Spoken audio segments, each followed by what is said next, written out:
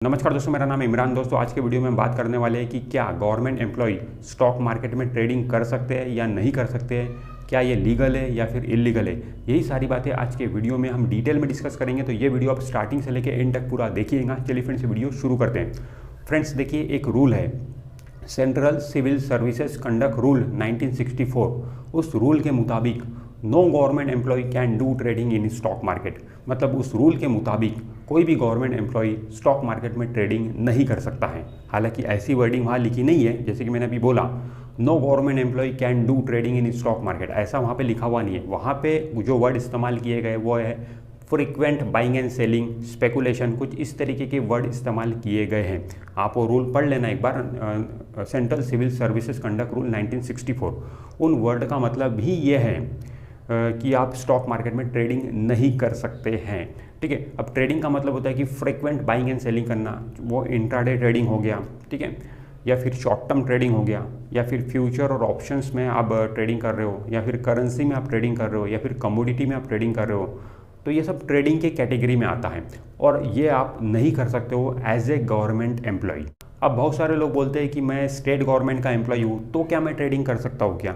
तो फ्रेंड देखिए, आप चाहे स्टेट गवर्नमेंट के एम्प्लॉय होंगे या फिर सेंट्रल गवर्नमेंट के एम्प्लॉय होंगे, ये रूल जो है central civil services conduct rule, ये सभी पर एप्लीकेबल होता है। तो आप चाहे गवर्नमेंट एम्प्लॉय कोई भी हो, स्टेट के हो या फिर सेंट्रल के हो, दोनों पर ये रूल लागू होता है और उसके मुताबिक आप शेयर मार्केट में ट्रेडिंग नहीं कर सकते हैं।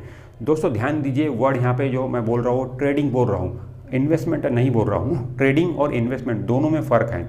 आप ट्रेडिंग नहीं कर सकते हो as a government employee, but आप इन्वेस्टमेंट कर सकते हो। इन्वेस्टमेंट का मतलब होता है कि कोई शेयर आपने खरीद लिया, ठीक है, लॉन्ग टर्म के लिए जब आप शेयर खरीदते हो तो उसको हम इन्वेस्टमेंट बोलते हैं। मतलब कोई शेयर आपने खरीद लिया, 1 साल तक होल्ड करके अपने डिमैट अकाउंट में रखा, फिर बेचा, तो वो एक इन्वेस्टमेंट हो गया। तो वो आप बिल्कुल कर सकते हो।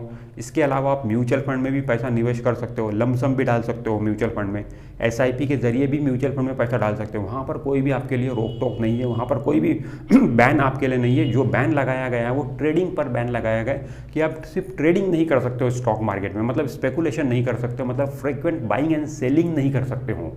अब दोस्तों जैसे कि वहाँ पे ऐसे कोई सेगमेंट नहीं लिखे हुए हैं रूल में कि आप इंट्राडे नहीं कर सकते, आप कमोडिटी नहीं कर सकते, ठीक है, आप करेंसी नहीं कर सकते हैं। तो ट्रेडिंग, अब देखिए ट्रेडिंग में क्या क्या आ सकता है। तो पहले तो इक्विटी सेगमेंट में इंट्राडे ट्रेडिंग आएंगी, ठीक है, वो आप नहीं कर सकते हो, ठीक है। इसके अलावा आप फ्यूचर्स एंड ऑप्शंस में ट्रेडिंग नहीं कर सकते हो, करेंसी मार्केट में ट्रेडिंग नहीं कर सकते हो, कमोडिटी मार्केट में ट्रेडिंग नहीं कर सकते हो। इसके अलावा बहुत सारे लोग मुझसे एक चीज़ पूछते हैं कि क्या हम क्रिप्टो करेंसी में निवेश कर सकते हैं क्या मतलब जो बिटकॉइन है उसमें हम पैसा लगा सकते हैं क्या। तो फ्रेंड देखिए, जब ये रूल बना, ठीक है, central civil services conduct rule, जब ये रूल लिखा गया तब तो क्रिप्टो करेंसी थी ही नहीं, बिटकॉइन तो अभी अभी चर्चा में आया है, ठीक है। तो फ्रेंड देखिए, अभी लॉजिकली अगर देखा जाए तो आप क्रिप्टो करेंसी में भी निवेश नहीं कर सकते हो, बिटकॉइन में निवेश नहीं कर सकते हो लॉजिकली अगर देखा जाए। क्योंकि देखिए दोस्तों, जो बिटकॉइन है, क्रिप्टो करेंसी है, वो उसमें ट्रेडिंग ही हो रही है, उसमें इन्वेस्टमेंट तो हो नहीं रहा है, ट्रेडिंग ही हो रही है। और जो बिटकॉइन है, क्रिप्टो करेंसी है, वो बहुत ही हाई रिस्क असेट क्लास है, बहुत ही ज़्यादा उसमें अप डाउन देखने को मिलता है, बहुत ही ज़्यादा हाई रिस्क असेट क्लास है।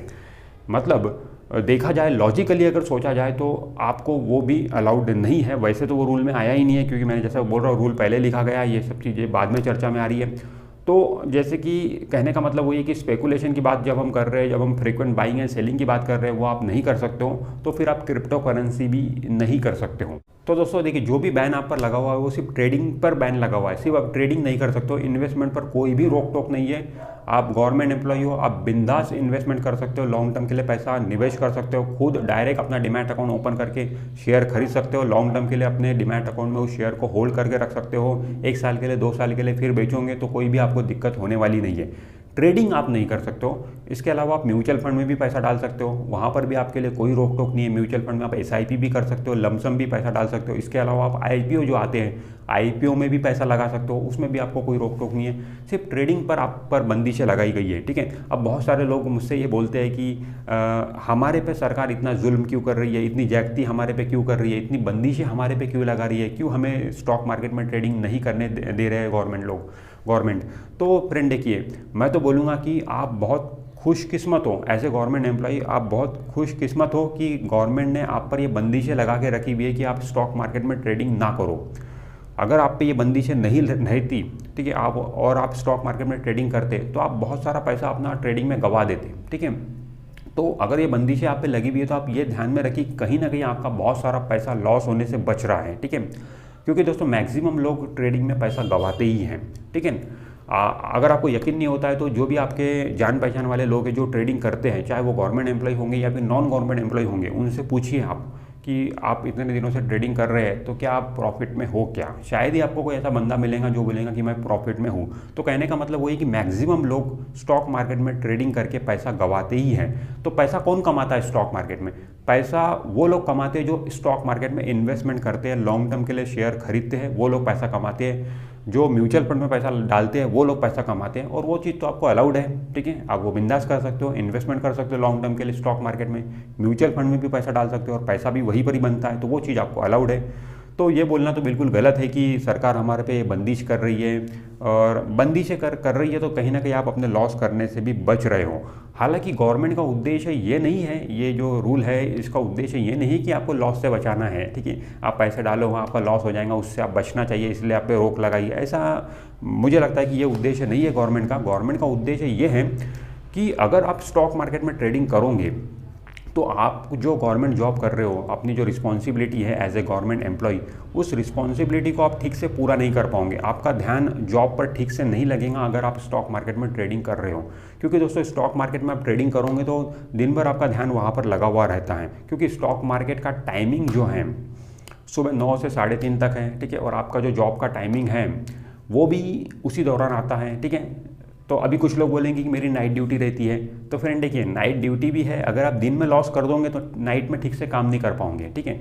तो कहने का मतलब वही है कि अगर आप स्टॉक मार्केट में ट्रेडिंग कर रहे हो, साथ ही साथ जॉब भी कर रहे हो, ठीक है, भले ही नाइट ड्यूटी भी हो आपकी, तो भी आपको प्रॉब्लम होंगी ही होंगी, क्योंकि मेंटली आप कहीं ना कहीं डिस्टर्ब रहोगे। और ट्रेडर लोगों का काम ही ये होता है कि जब स्टॉक मार्केट में ट्रेडिंग करते हैं तो दिन भर अपना मोबाइल वो देखते रहते हैं, शेयर के भाव देखते रहते हैं, या फिर ब्रोकर को बार बार फ़ोन करके शेयर के भाव पूछते रहते हैं।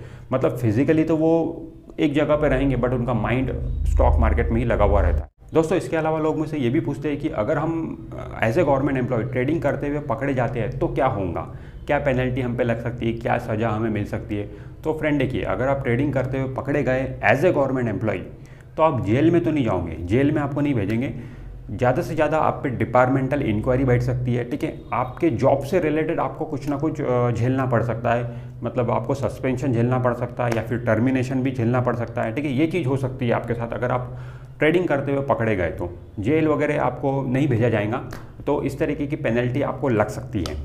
फिर भी दोस्तों अगर आपके अंदर में ट्रेडिंग का कीड़ा है और आप ट्रेडिंग करना ही चाहते हो तो फिर आपके लिए एक ही ऑप्शन बचता है, मतलब खुद अगर आप ट्रेडिंग करना चाहते हो तो आपके लिए एक ही ऑप्शन बचता है कि आप आपकी जो गवर्नमेंट जॉब है उसको पूरा कंप्लीट कर लीजिए, रिटायर हो जाइए। रिटायरमेंट के बाद आप आराम से स्टॉक मार्केट में ट्रेडिंग कर सकते हैं, फिर आपको कोई रोकेगा नहीं।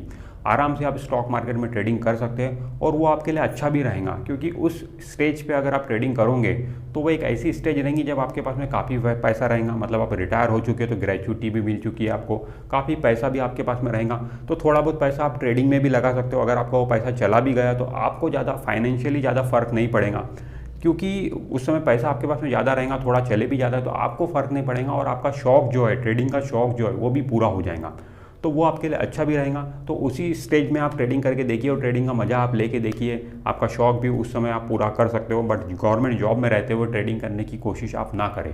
इसके अलावा दोस्तों बहुत सारे लोग मुझसे ये भी बोलते हैं कि ठीक है हम अपने खुद के अकाउंट में ट्रेडिंग नहीं कर सकते, बट क्या हम फैमिली मेम्बर के अकाउंट में ट्रेडिंग कर सकते हैं क्या, वाइफ के अकाउंट में, बच्चों के अकाउंट में, या फिर फादर मदर के अकाउंट में, रिलेटिव्स के अकाउंट में, फ्रेंड्स के अकाउंट में। तो फ्रेंड देखिए उसमें ऐसा है कि पैसा तो आपका लगा रहेगा। मान लो अगर आप अपने वाइफ का अकाउंट आपने खुलवाया और उसके अकाउंट से आप ट्रेडिंग कर रहे हो, जो पैसा जो उस अकाउंट में आपने डाले हैं जिससे आप ट्रेडिंग कर रहे हो, वो पैसा तो अगर आपका लगा हुआ है तो कल को जाके अगर इंक्वायरी होती है, ठीक है, और इंक्वायरी में अगर ये चीज़ पता चलती है कि वाइफ के अकाउंट से तो ट्रेडिंग हो रही है, ठीक है, बट जो पैसा लगा हुआ है उनके अकाउंट में वो पैसा आपका है, तो भी आप फंस सकते हो, ठीक है। तो कहने का मतलब है कि आपका पैसा अगर लगा हुआ रहेगा तो कहीं ना कहीं आप ही तो वहाँ पे डिस्टर्ब होंगे ना। आपका पैसा अगर वहाँ पे लॉस हो रहा है तो आपको मेंटली प्रॉब्लम होगी, फाइनेंशियली प्रॉब्लम होगी, तो उसका असर आपके जॉब पे पड़ता है। तो इसीलिए अगर आप फैमिली मेम्बर के भी अकाउंट में ट्रेडिंग नहीं कर सकते हो खुद का पैसा लगा के, हाँ एक चीज़ हो सकती है कि मान लो अब वाइफ के अकाउंट से आप ट्रेडिंग कर रहे हो, मतलब आप तो कर ही नहीं सकते हो ट्रेडिंग, आपकी वाइफ ही खुद के अकाउंट से ट्रेडिंग कर रहे हैं, आपके वाइफ का डीमैट अकाउंट ट्रेडिंग अकाउंट है और वो खुद ही ट्रेडिंग कर रही है, और जो पैसा लगा हुआ है उनके अकाउंट में वो पैसा भी उनका खुद का ही है, मतलब आपके वाइफ का ही खुद का पैसा है, तो फिर वो कर सकती है, उसमें कोई टेंशन नहीं है। अकाउंट भी आपके वाइफ का है, ट्रेडिंग भी आपकी वाइफ कर रही है और जो पैसा लगा हुआ है वो भी आपके वाइफ का ही है, तो फिर कोई प्रॉब्लम नहीं है, उस तरीके से हो सकता है। बट आपका पैसा लगा हुआ वहाँ पे नहीं होना चाहिए, या फिर आप खुद वो अकाउंट हैंडल नहीं करना चाहिए, तो इस तरीके के रेस्ट्रिक्शंस हैं। तो फ्रेंड्स आज की वीडियो में हमने समझा कि गवर्नमेंट एम्प्लॉय जो है वो स्टॉक मार्केट में ट्रेडिंग कर सकते हैं या फिर नहीं कर सकते हैं। तो ट्रेडिंग तो नहीं कर सकते बट इन्वेस्टमेंट कर सकते हैं, और इन्वेस्टमेंट ही अच्छा है, वहीं पर पैसा बनता भी है और वही हमें करना चाहिए। तो फ्रेंड्स आज के वीडियो में इतना ही। अगर ये वीडियो आपको अच्छा लगा है तो वीडियो को लाइक जरूर कर दीजिए, और आपने अभी तक हमारे चैनल को सब्सक्राइब नहीं किया है तो चैनल को सब्सक्राइब करके बेल आइकॉन जरूर प्रेस कर दीजिए। मैं मिलता हूँ आपसे नेक्स्ट वीडियो में, तब तक के लिए बाय बाय।